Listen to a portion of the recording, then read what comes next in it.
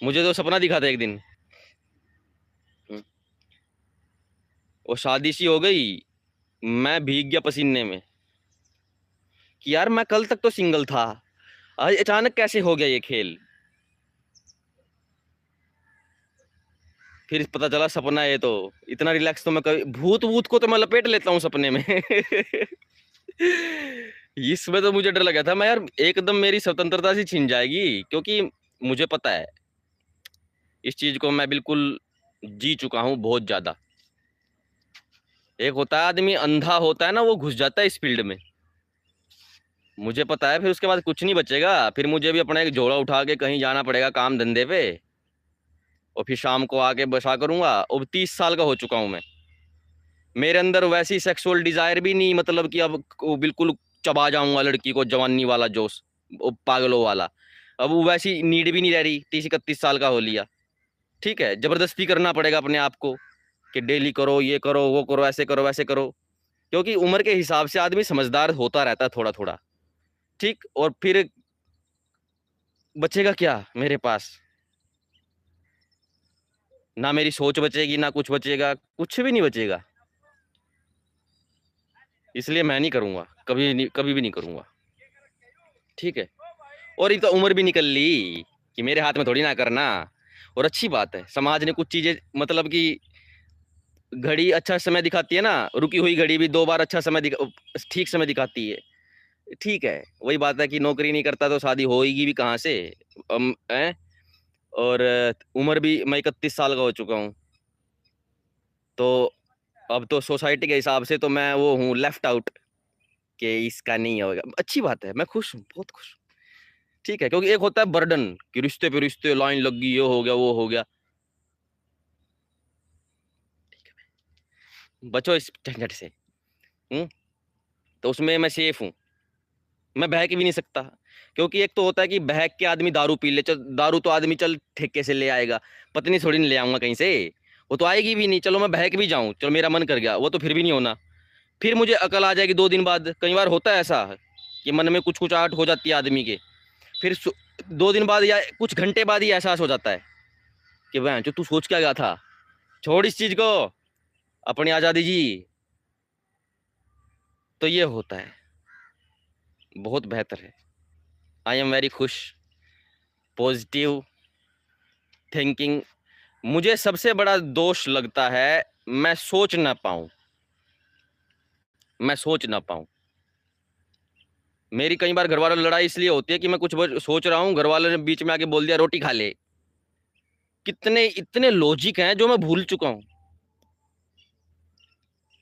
जो मैंने ऐसे, वो होता ना मेडल पेड़ पे नहीं उगते, उनको बनाना पड़ता है ऐसे करके वैसे करके। उन्होंने बीच में डिस्टर्ब कर दिया घर वालों ने, और मेरे अंदर मेमोरी का, मतलब कि मैं चीजें याद नहीं, मेरा मन ही नहीं करता याद रखने का। वो अवेलेबल है नेट पे, वो भूल गया वो चीजें मैं। लेकिन आजकल मैं नोट्स नोट्स फोन में नोट्स बना लेता हूँ, मुझे मन में कुछ भी आता है उसको लिख लेता हूँ मैं झट से, कहीं मैं भूल ना जाऊं। पहले की बात है ये। तो मैं सोचने को ही प्रधानता देता हूँ, कि मुझे सोचने में डिस्टरबेंस ना हो। कई बार तो ऐसा होता है कि मैं 7 7 घंटे ऐसे ऐसे हाथ करके बैठा हूँ, पता भी नहीं चला टाइम का, इतना टाइम कैसे हो गया, वो सोचते सोचते सोचते सोचते सोचते सोचते।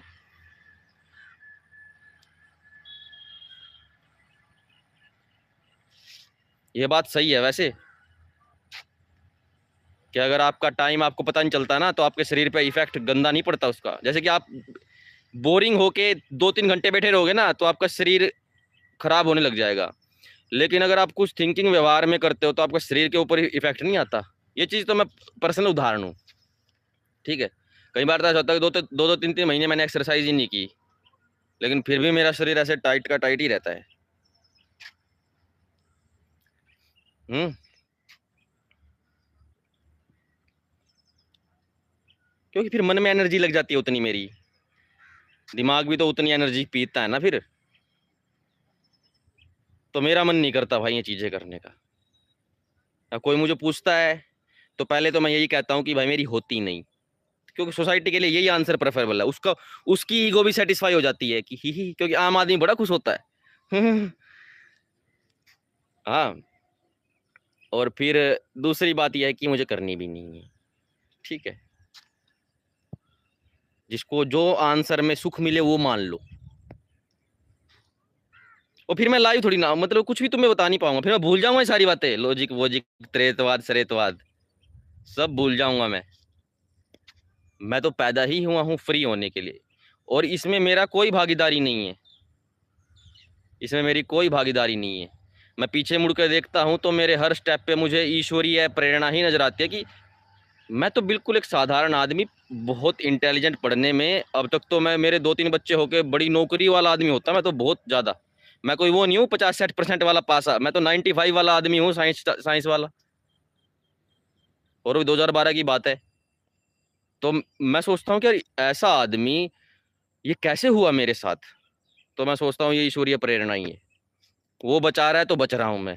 ठीक है। वही निकाल रहा है मेरे को इस झंझट से।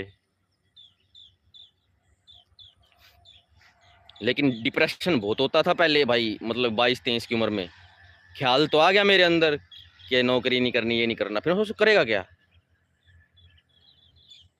फिर ऐसे ही किताबें मिलती चली गई, ऐसे ही कुछ आदमियों ने कुछ बोल दिया, मेरे किसी ने बोल दिया सत्यार्थ प्रकाश माउंटेनरिंग में उधर, और मैंने पढ़ ली, ऐसे ही बात पे बात जुड़ती चली गई।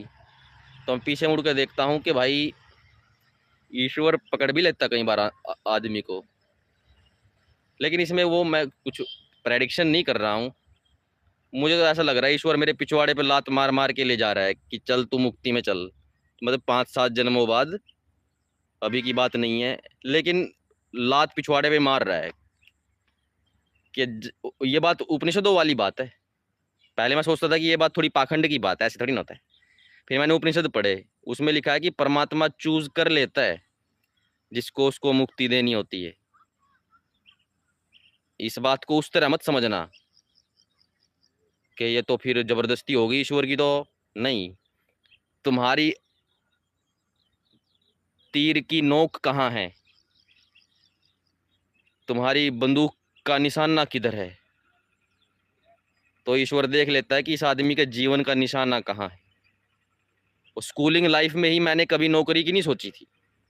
सब कहते थे मेरे को कि प्रोफेसर लाइन में चला जा, साइंटिफिक लाइन में चला जा, उसमें चला जा। मैं कहता था मैं तो मैन वर्सेस वाइल्ड बनूंगा। ये मैन वर्सेस वाइल्ड क्या होता है? मैं भी ऐसे ही घूमूंगा। और जो मैन वर्सेस वाइल्ड सेलिब्रिटियों के साथ घूमता है ना, ये मैंने 2002 में प्रेडिक्ट किया था कि अगर जब मैं बनूंगा ना तो मैं एक्टरों को अपने साथ लेके जाऊंगा अपने साथ। मैं तो नहीं बन पाया, लेकिन मेरे विचार थे ऐसे। तो तुम्हारी आत्मा में स्वतंत्रता की कितनी चाहना है, ईश्वर उसी को देखता है। अगर तुम अपने पिछवाड़े में डंडा खुद पेलते हो तो फिर उसमें ईश्वर क्या करेगा। नियत स्वतंत्रता की रखो, अपने अंदर नियत स्वतंत्रता की रखो, ईश्वर फिर पिछवाड़े पे लात मार मार के तुम्हें मुक्ति दे ही देगा। तुम्हारे साथ ऐसे इंसिडेंट हो जाएंगे, सब कुछ होता रहेगा, वैसे चलती रहेगी गाड़ी, लेकिन उसमें भी कोई सर्टेनिटी नहीं है कि तुम्हें मुक्ति मिल ही जाएगी। तुम्हें ये बात सोच करके सही मार्ग पे चलते रहना, ठीक ठीक सीधे सीधे सीधे सीधे। और आधार है जड़ को जड़ मानना, चेतन को चेतन मानना।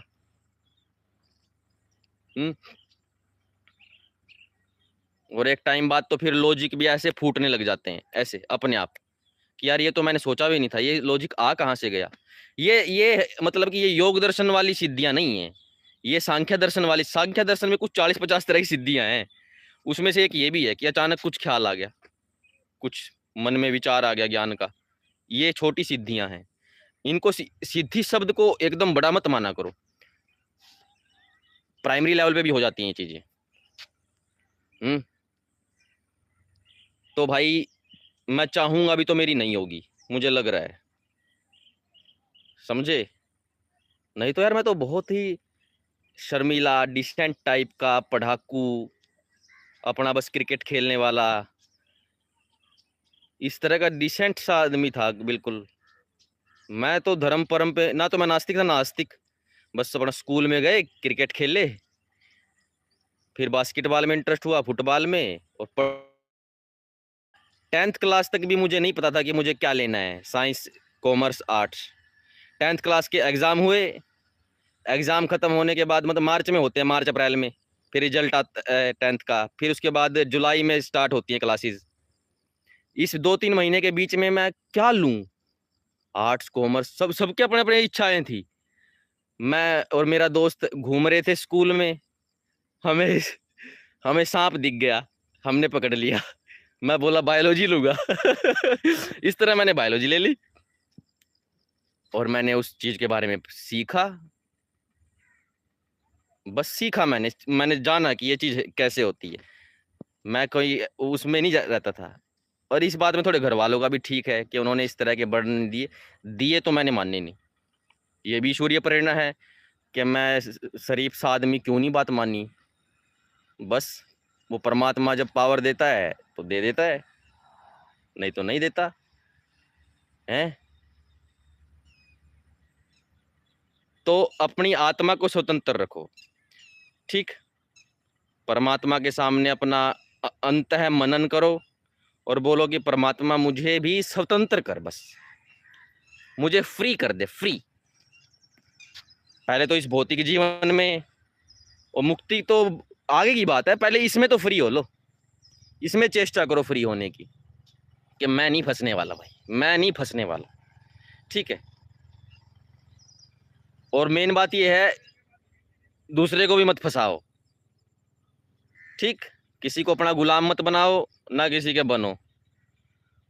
और सिंपल फैक्ट है, किसी को बनाओगे तो तुम भी नहीं बच पाओगे।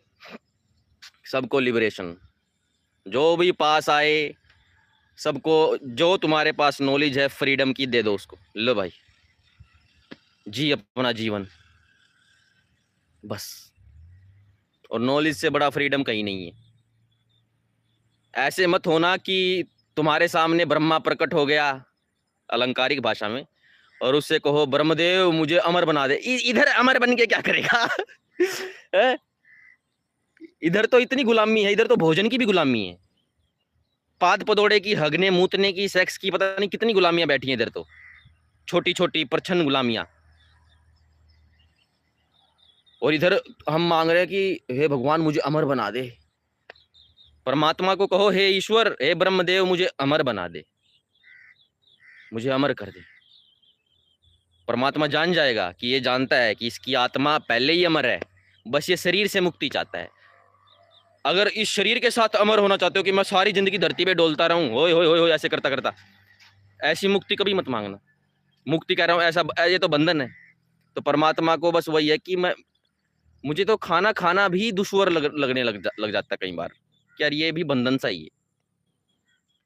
लेकिन ये चीज़ें दिमाग में थोड़ी देर के लिए सोचा करो, ज़्यादा टाइम नहीं, बस मन में थोड़ी देर के लिए अपने आप को आगाह करने के लिए। तो स्वतंत्रता सबसे बड़ी चीज़ है।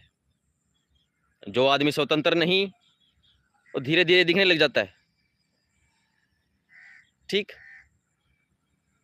तुम्हें फिर पता नहीं कौन कौन गुलाम बनाएगा।